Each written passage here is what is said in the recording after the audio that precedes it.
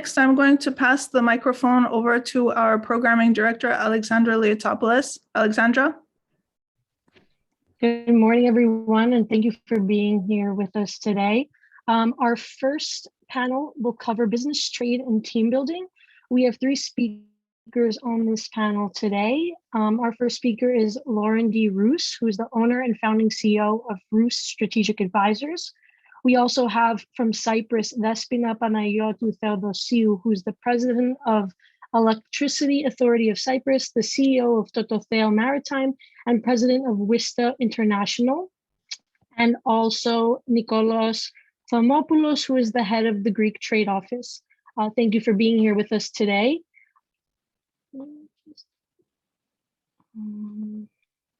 Second. Thank you. Good morning.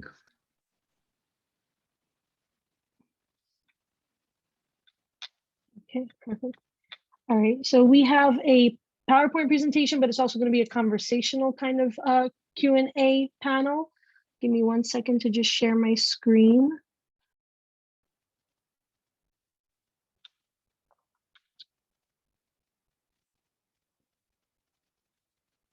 Okay.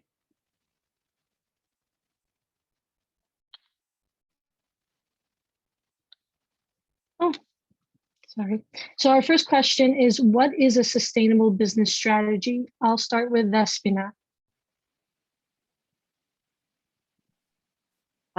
Good morning, everyone, and good afternoon for some. I'm joining you from London today, and thank you so much for the invitation. It's great to be here with you again. So what is a sustainable business strategy? I suppose this is for every company to think about and decide on how they want to approach sustainability. But generally, I would say that it's a plan for a business to still be profitable, but to do so while knowing that what it does, it's morally agreeable by all stakeholders. And I mean, their staff, their customers, their suppliers, the community in which they operate. It's a strategy that needs to have a positive impact on society, as I said, the community, and of course, the environment. That's very important for all of us to remember. And of course, one can define sustainability as meeting the requirements of the present without compromising the ability of future generations to meet theirs. That's something very important to remember. The 3 pillars that we all know about, environmental, social, the economic aspect, the governance aspect, they all require each other. A business cannot care for the environment or show social care if it is under economic stress and likely to collapse. And likewise, a lack of social values like diversity, equality, anti-corruption values, a lack of those will undermine the economic value of the business. And that has another value, that is the sustainable values of suppliers and customers along a company's value chain. We need to remember this is a chain. Companies are under pressure to show a robust ESG strategy towards customers and clients, and really how sustainable, for example, a retailer's business strategy is if it sources from an unregulated factory in a developing country because it is cheaper. But there are huge risks associated with child labor, for example, and concerns about working conditions. So I would say that ESG and sustainability, they are becoming important, especially for investors. I am in Europe, especially in Europe now. There are standards and benchmarking to help define green and social investing, and a sustainable business strategy will be an important element soon to reassure or secure a much needed investment. Thank you. Nico, what do you have to add to this? Yes, good morning from me. Yes, sustainable business practice in a few words is to create or to transform your company to make money forever. It's very simple. This is the bottom line of every business. But there is always a but. Nowadays, as social concerning about environment, about social condition, about labor condition is increasing, the bottom line, the profit, has obtained another two aspects, the social and the environmental one.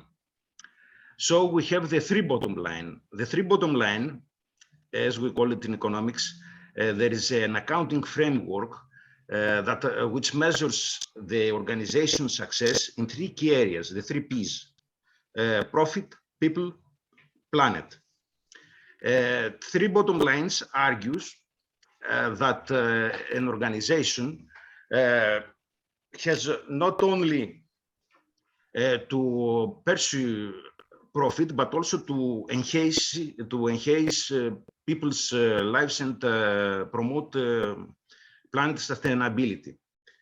So if we want to give a definition, sustainable business strategy is the integration of economic and environmental and social aims into an organization mission, action and planning in a way of creating long-term value for the organization, its stakeholders and the society.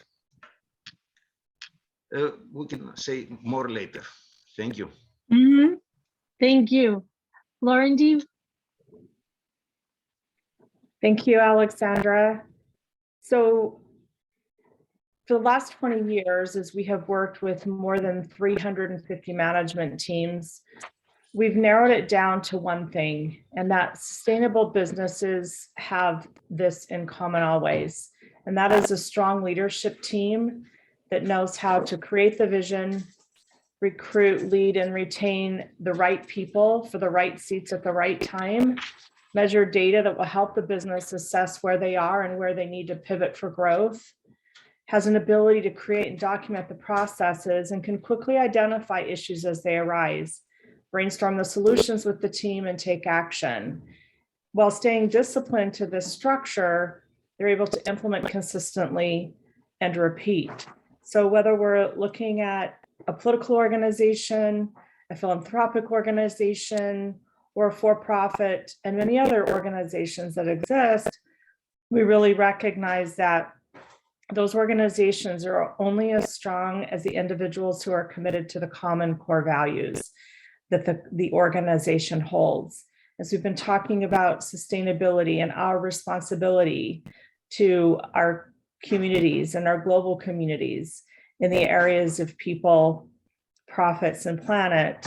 So it's a good reminder for each of us who are leaders of organizations to recognize the practical and tactical ways that we can support one another and support our growing teams, and so into the people, and especially the generations of tomorrow, those who want to be mentored and want to understand ways. We have up and coming generations who are very keyed in and focused on how we can have sustainability as humans and how we can support the planet. And what a rich time it is for those of us as leaders to be able to sew in and glean from the education and the awareness that these young people have.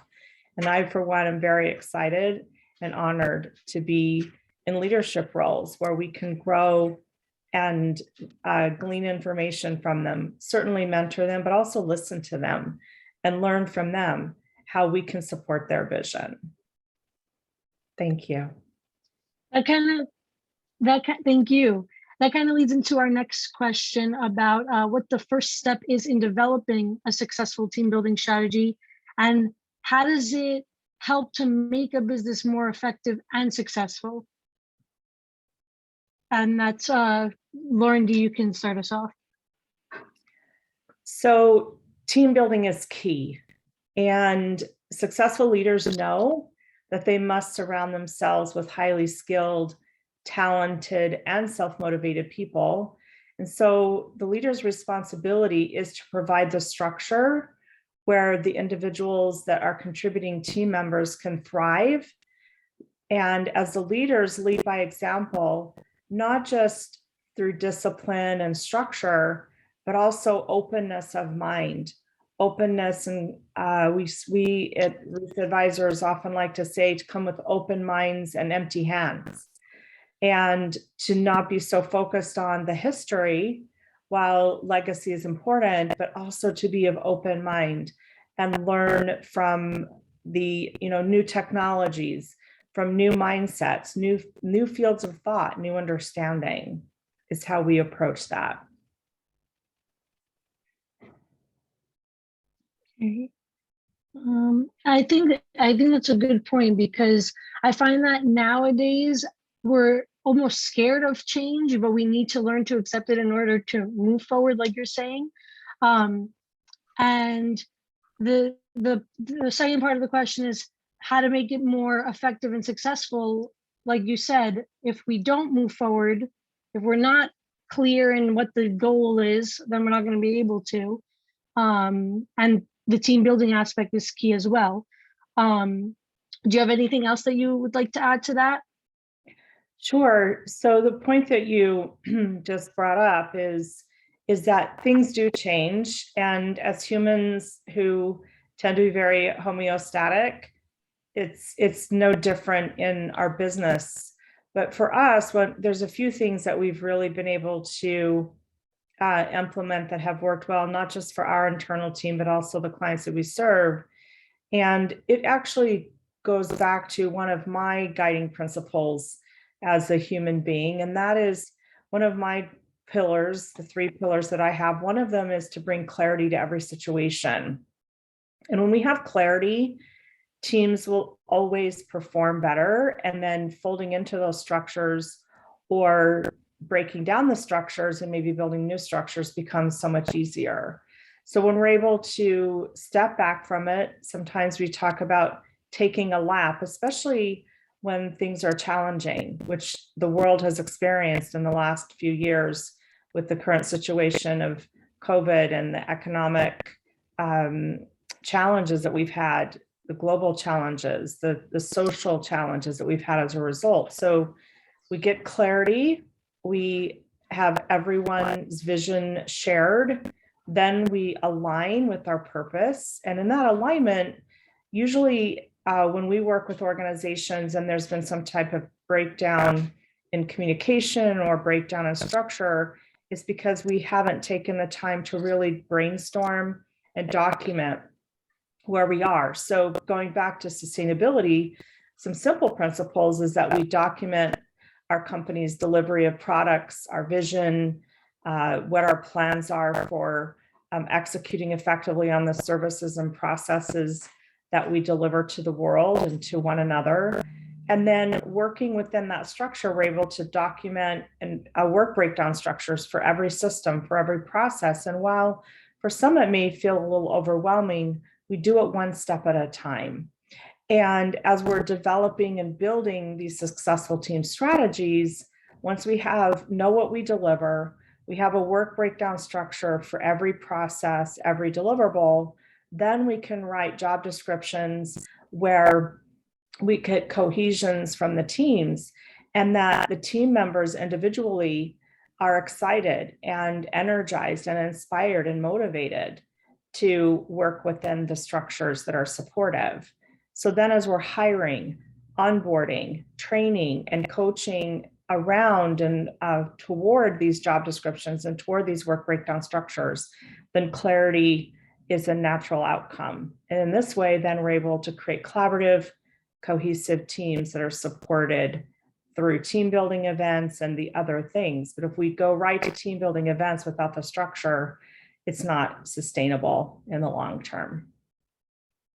Right, that makes total sense. I'm a firm believer of communication is key. So I think with clarity, with communication, with the structure, everything will get done. Thank you. Our next question is for Nico. Why isn't this? Yeah. Give me a second. The next question is, what strategic elements will have the best potential impact to ensure future success? Look, in my opinion, there are 4 crucial procedures that someone has to follow if he wants to plan a successful sustainable business strategy.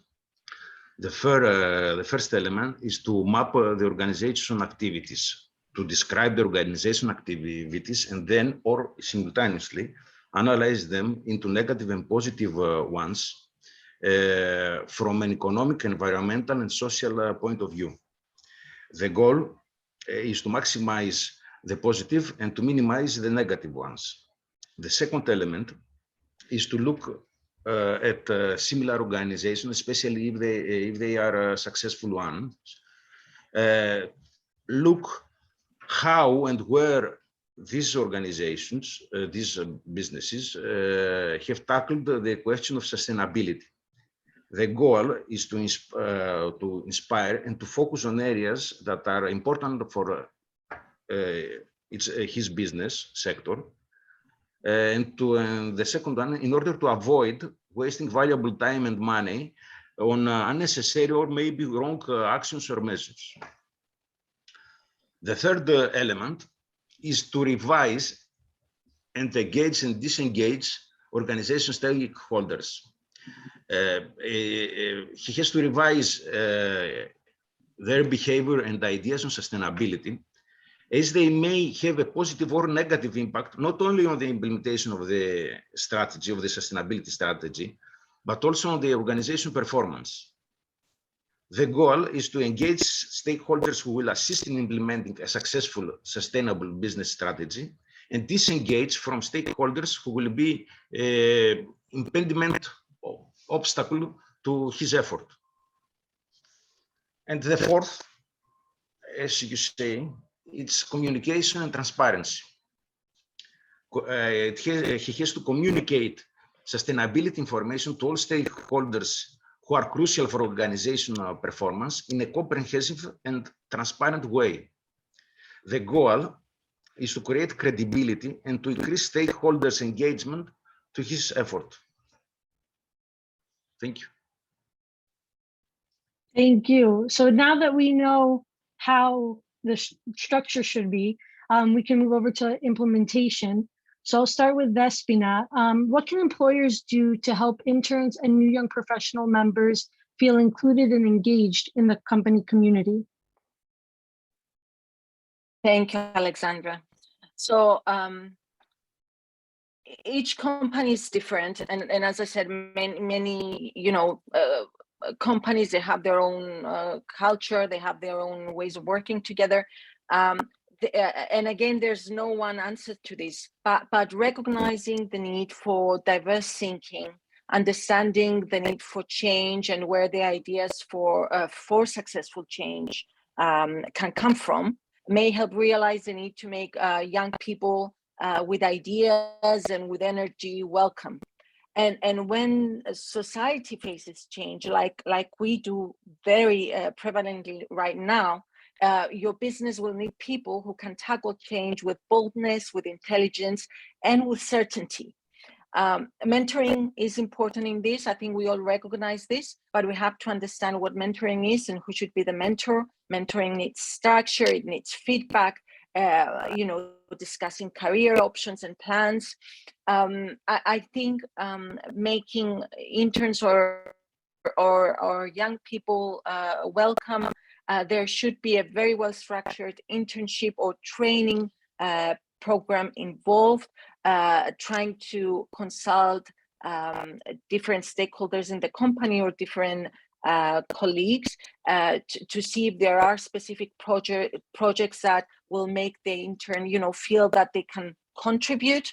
At the same time, young people in the company and interns, if we want them to learn, they should be treated with the same level and degree of professionalism that you would treat any other employee, and you should expect that from them as well. We should be very careful what tasks we assign to them. We need to make sure that they get exposure and opportunities to learn and grow. And of course, networks are very important.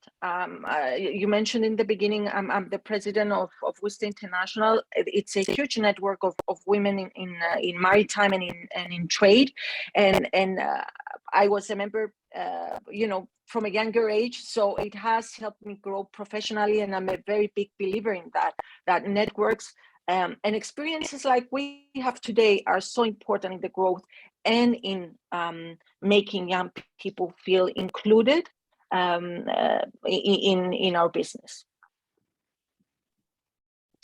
Thank you. Lauren D., do you have anything that you want to add to that?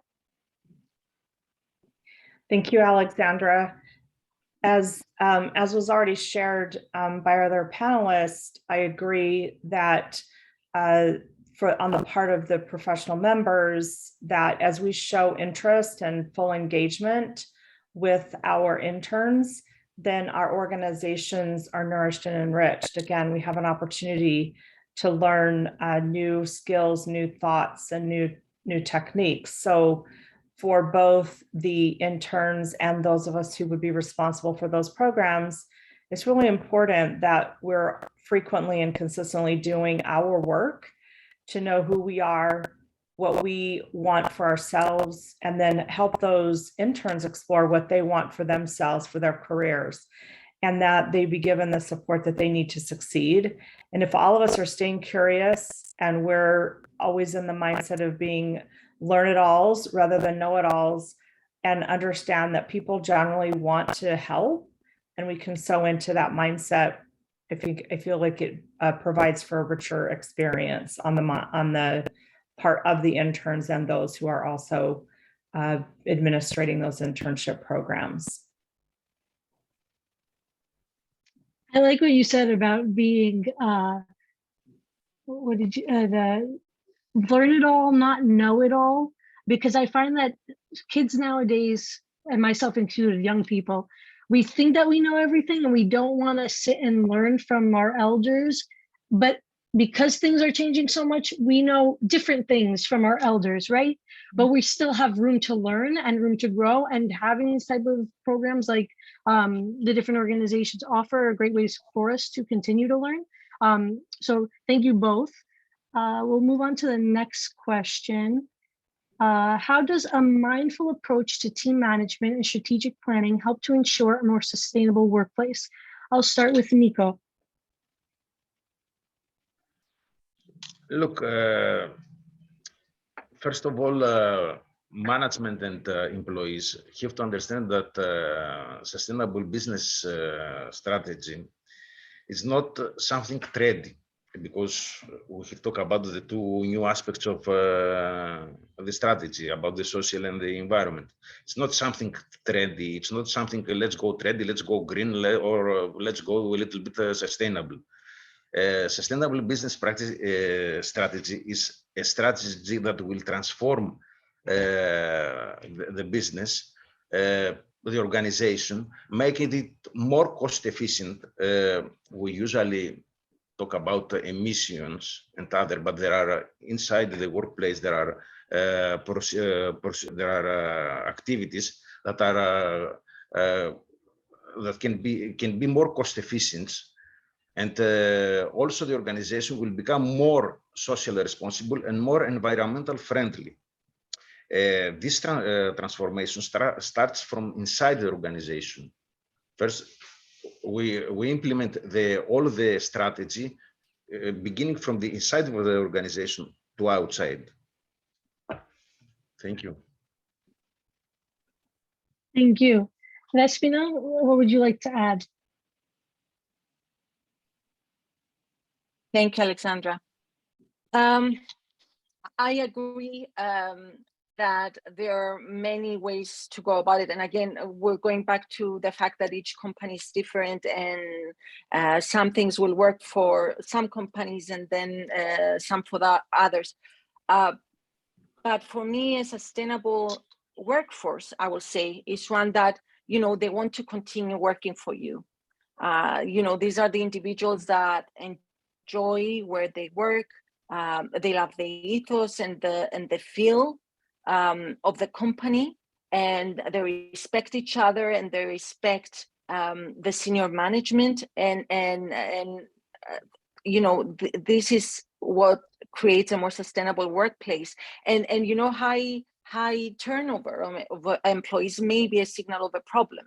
So mindfulness is about making sure that a workplace has the right balance, that balance between all the management elements that one has to succeed, such as work, life balance, salary, the environment, the opportunity to test ideas, but also at work to make sure that employees have the space to grow and contribute, and that there's honest communication, and that there's a common sense of purpose, and of course, collaborative goals.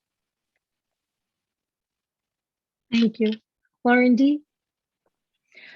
This is such a great question, and mindfulness is something that we're hearing talked more and more about in the halls of companies and organizations.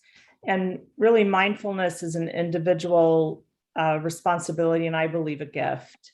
And though, as business leaders, if we can help encourage our staff, our team members, our leadership to be very self-aware, and then aware of the differences and the beauty that comes from different ideas, different mindsets, different life experiences, and we're able to come together in a really powerful way to solve really any problem. And one of the things that we really believe at Roost Advisors is that everything is solvable. And when we can come from a place of being mindful of how our experiences have shaped who we are, and recognize that whether we're talking about an intern or someone on the leadership team, and tap into their experiences. And again, like we talked about before, coming with open minds and empty hands to every situation, then sustainability is a natural outcome and a natural outgrowth.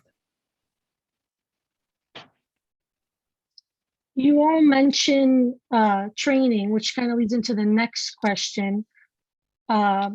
What equality and inclusivity training is most critical for employers and teams to have to ensure that everyone feels comfortable, equal, and respected in the workplace? And is the training enough to make an impact?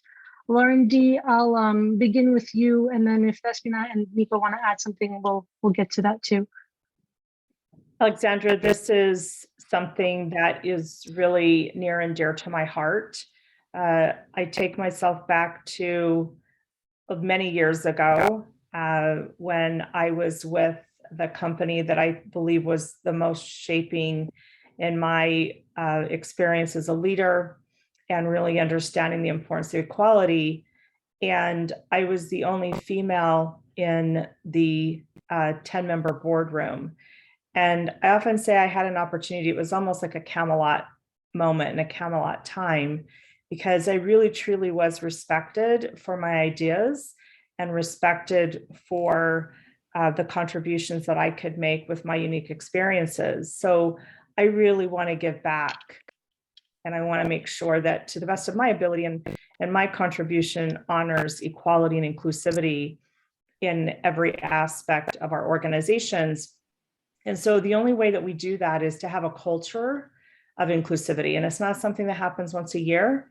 It's not something that happens as part of an annual event. It really is in the fiber and the ethos of our organizations. And when it's not there, it's noticeable, it's recognizable, and it's uncomfortable. So while most states have standards now in the United States and have created specific standards and trainings for this, these trainings can be helpful, and we can lean into those to help us know what that means for us. But at the same time, we really have to come from a place of, in our day-to-day, we really have an inclusive mindset. And how do we do that?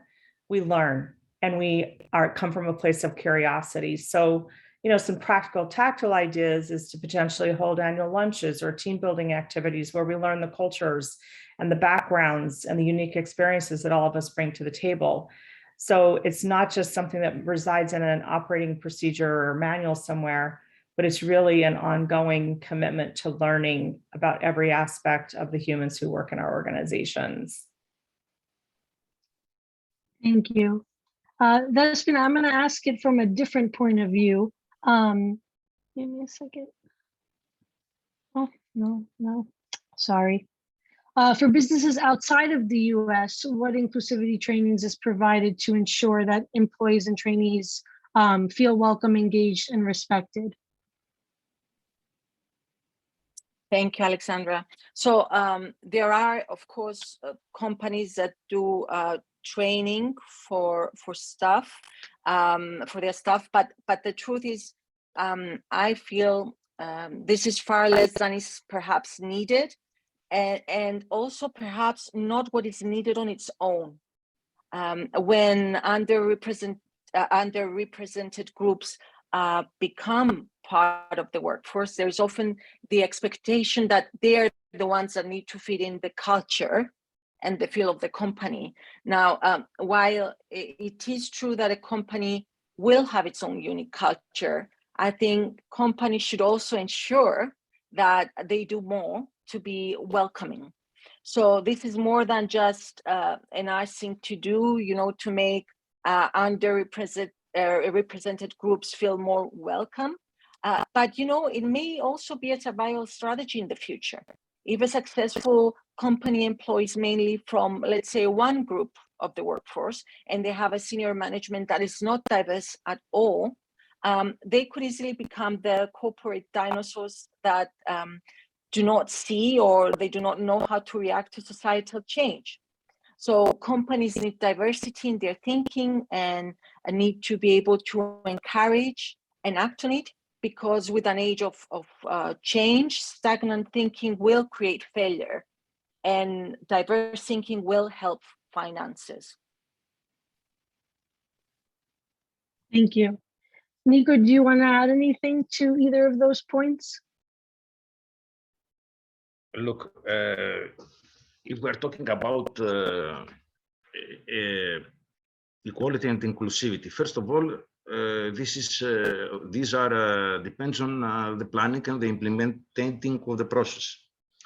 If we are talking about the culture, I think that the management is responsible of this, because we don't bring people inside the organization from another time. They have to act equal to everyone, and they have to participate. It's something, I think, that it's our, how can I say, our today's value, equality. So you can't, I have to teach someone for this. If we talk about culture, if we talk about the equality inside the organization, then it's a matter of planning and implementation. That's it. Thank you. Okay, thank you. Okay, so our next question is for you, Nico. Given the current socioeconomic climate, how can businesses that depend on import and export craft a sustainable business strategy? Not only import export, but also believe every company has to focus on the sustainable supply chain. When we say supply chain, we refer to the business journey from raw materials to production, to storage, to transportation, to delivery. As these processes, as every process of the supply chain is usually implemented by different kind of company, business has to work with suppliers of goods and services in multiple tiers, in multiple levels. For example, level 1 is the immediate suppliers. Tier 2 is the supplier of the tier 1 suppliers. Tier 3 is the supplier of the tier 2 suppliers, and goes on. So when we say that an organization has to focus on sustainable supply chain, we mean that business has to deal with the sustainability of all the suppliers until the last tier. Do we have a minute or two to give an example, a simple example? Because sure. Yeah. Yes, go ahead. Go ahead. Yeah. Imagine that you are an import-export company and that you sell organic bananas, for example. Very simple. You import bananas and you sell it. Imagine that if your supplier, your first supplier, does not supply you with organic bananas, but he tells you that it's organic, that they are organic bananas. You have a bomb. Mm-hmm. Okay. Or imagine that you are a company that you bring that you import covaltium, that you are manufacturing batteries, and you import covaltium. You know, it's the material, the raw material for batteries, and this covaltium comes from child labor. So you have to, business has to deal with the sustainability of everyone in the supply chain, because there are many risks there. That's it. Thank you. It's funny that you say that, because recently I was doing a project in one of my economics classes, and they were talking about the electronic vehicle industry, and they were saying, is it really as sustainable as we think it is? And they were mentioning that same thing, that the batteries are made through the use of child labor. And it's like, you want to help the environment in one way by having an electronic vehicle, but at the cost of these kids in bad situations. So we have to analyze both sides. We have to see this, especially in the new in technology products, because this goes also to politics, you know. There are countries that they start to blame us. You talk about equality, you talk about human rights and all this, but you go to Africa and... Yes. Anyway, we won't get into that today. My last question is for Despina, who is also in the trade industry. What is your company, Tototeo Maritime, doing to ensure to implement the practices of the ESG standards in your work? Okay, so actually, the company is in the maritime SATCOMs industry, but it does operate in a very dynamic environment, and in a sector where it really is thinking how it will evolve and how it will change to meet environmental standards. So it's a very interesting question.